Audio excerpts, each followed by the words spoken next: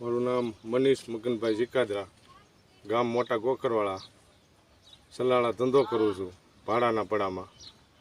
અને ઈંટુમાં નુકસાન અટાણે 15,000 ઈંટું ઓછામાં ઓછી ગળી ગઈ છે. 50,000નો ભઠ્ઠો હતો, 35,000નો થાય.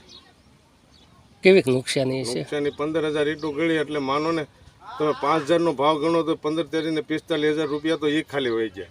કાચી મજૂરી 1,200 રૂપિયા આપવાની હોય 1000 ઈંટે.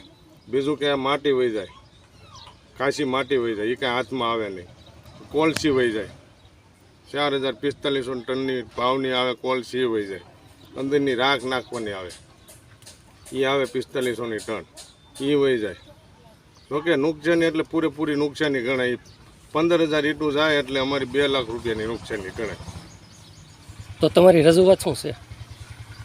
રજૂઆત તો બસ એ કે માનો કે આની પહેલાં જે તાવતે વાવાઝોડું થયું હતું તેમાં સર્વે કરી ગયા હતા ધારી તાલુકાના અંદાય.